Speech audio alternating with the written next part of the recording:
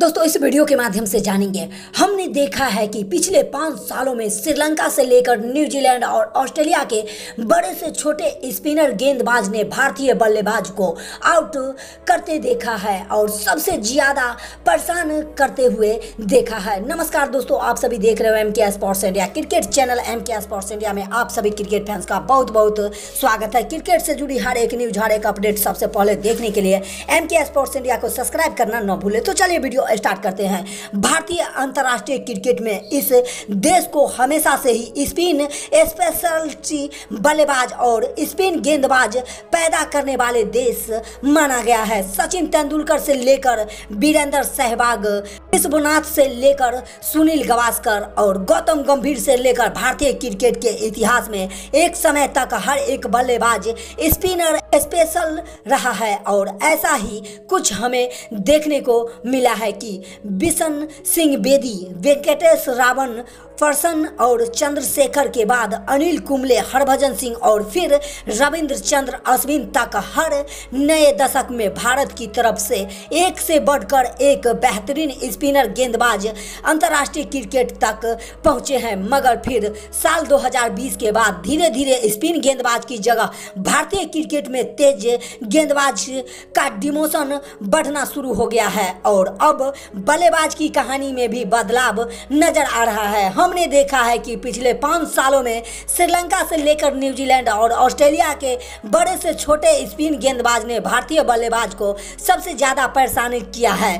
फिर बात चाहे इस साल श्रीलंका के खिलाफ हुए वाइड बॉल सीरीज की करे या फिर पिछले कुछ सालों की बॉर्डर गावस्कर ट्रॉफी के रिकॉर्ड उठाकर देख लीजिए। आपको एक बात हर जगह देखने को मिलेगी कि विराट कोहली से लेकर बाकी सभी बड़े खिलाड़ी भारतीय बल्लेबाज का प्रदर्शन स्पिन गेंदबाज के सामने काफी खराब हो रहा है। तो फिर सवाल आता है कि ऐसा क्या हो रहा है कि वह कौन से कारण है जिसकी वजह से अचानक पिछले कुछ सालों से भारतीय क्रिकेट में हर तरह से स्पिन गेंदबाज के लिए और उनके खिलाफ भी इतना रूखापन आ गया है और कैसे यह बड़ा बदलाव आने वाला है। समय में भारतीय क्रिकेट के लिए एक बड़ी चुनौती बन सकती है। आज की इस वीडियो में हम इसी पर बात करने वाले हैं। भारतीय क्रिकेट के लिए साल 2024 से पहले कुछ महीने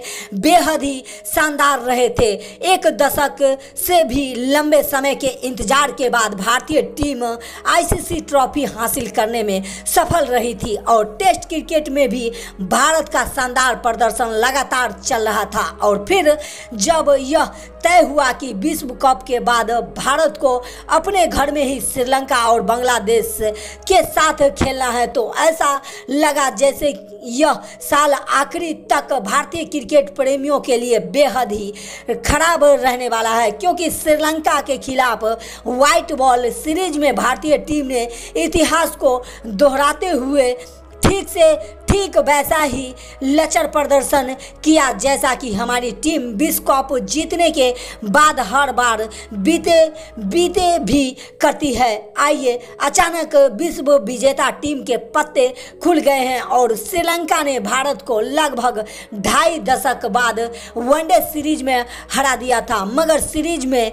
चौंकाने वाली बात सिर्फ इसका रिजल्ट नहीं था। 27 साल बाद श्रीलंका को भारत के खिलाफ जीत दिलाने में सबसे अहम योगदान इस सीरीज में श्रीलंकाई स्पिनर का रहा, जिन्होंने 27 विकेट पूरे सीरीज में हासिल किए थे। भारत के मैदान पर भारतीय बल्लेबाज को जिस तरह से श्रीलंकाई दूत दलों ने लोगों ने वंदु हसरंगा, जाफर वासिम से महेश दीक्षणा और असलंका ने नाच नचाया था, करके छोड़ दिया था, तो बात हैरान करने वाली थी कि इस सीरीज में भारत के खिलाफ श्रीलंका स्पिन गेंदबाज ने एक पायलट सीरीज में सबसे ज्यादा विकेट लेने का रिकॉर्ड भी अपने नाम किया था। इस सीरीज के बाद एक बहुत शुरू हुई और यह बहस तब तक ज़्यादा तेज हो गई तब जब लोगों ने पाकिस्तान के खिलाफ बांग्लादेश गेंदबाज का प्रदर्शन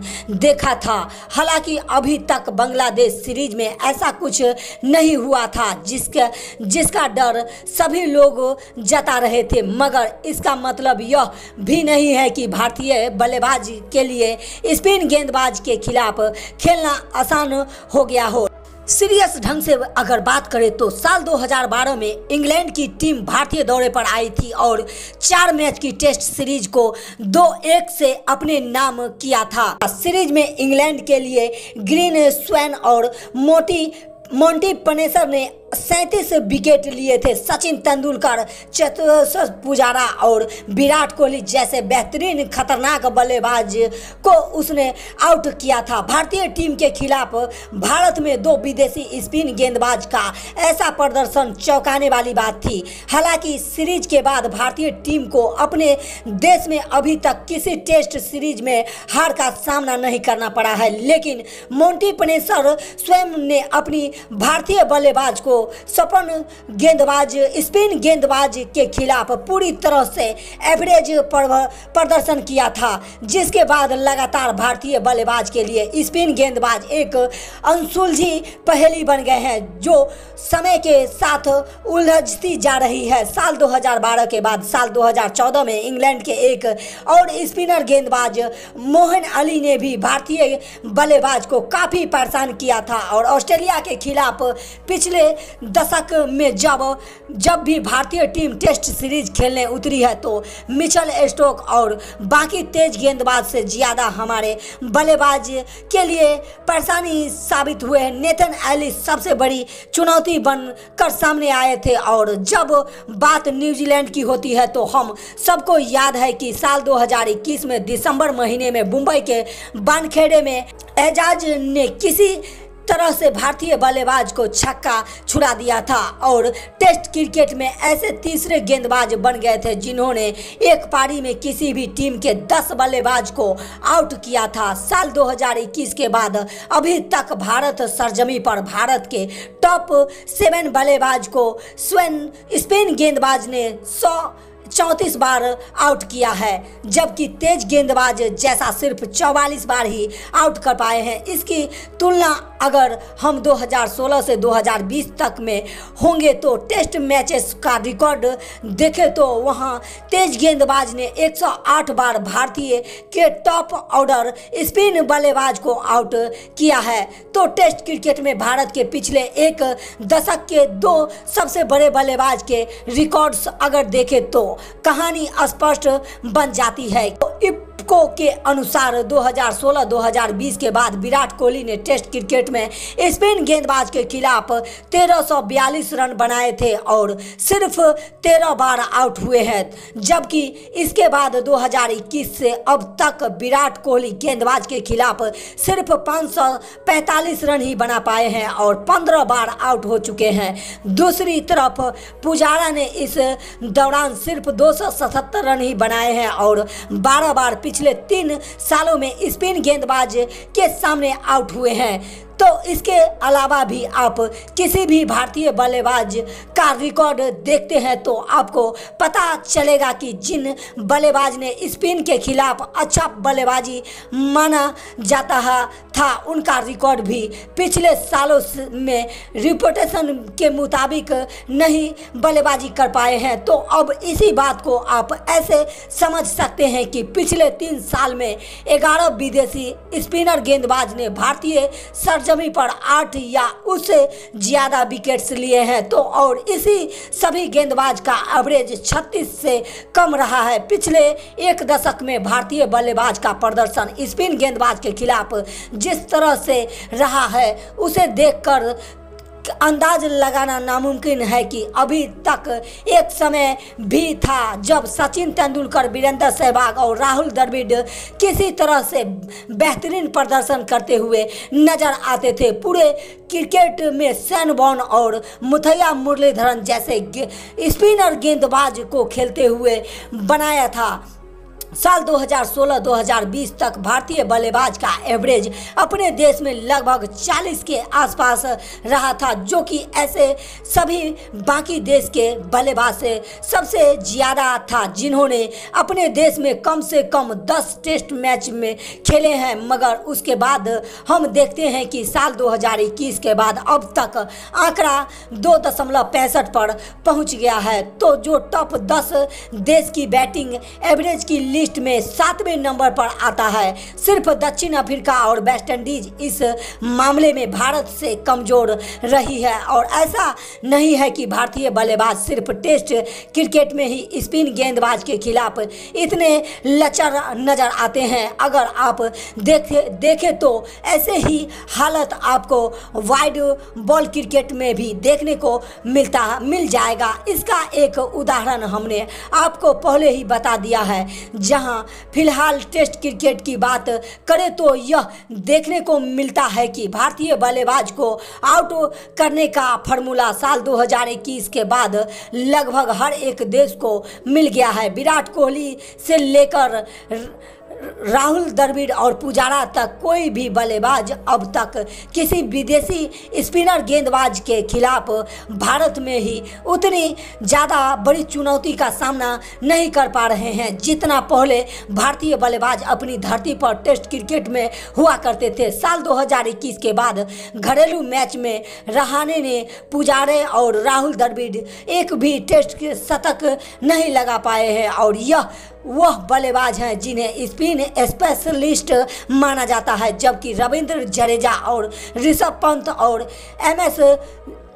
यशस्वी जायसवाल का प्रदर्शन भी पिछले कुछ सालों से इन बड़े बल्लेबाज से काफ़ी बेहतर रहा है, जिसका सबसे बड़ा कारण यही है कि उन्होंने स्पिन गेंदबाज को अटैक करना सीख लिया है। और घरेलू मैदान पर भी भारत ने 2019-2024 के अवधि में स्पिनर गेंदबाज के हाथों 198 विकेट गंवाए हैं, जबकि 2001 से लेकर 2005 सीधे में घरेलू मैदान पर स्पिनर के हाथ केवल 138 विकेट गंवाए थे। और यह अंतर तब और भी ज़्यादा बड़ा बन जाता है जब हम देखते हैं कि साल 2001 से लेकर 2005 के दौरान भारतीय बल्लेबाज मुथैया मुरलीधरन और शेन वॉर्न जैसे सबसे खतरनाक बेहतरीन गेंदबाज के फेस किया था। अब बहुत अच्छी बात यह है कि भारत को साल 2013 से अभी तक किसी भी टेस्ट सीरीज में हार का सामना नहीं करना पड़ा है, लेकिन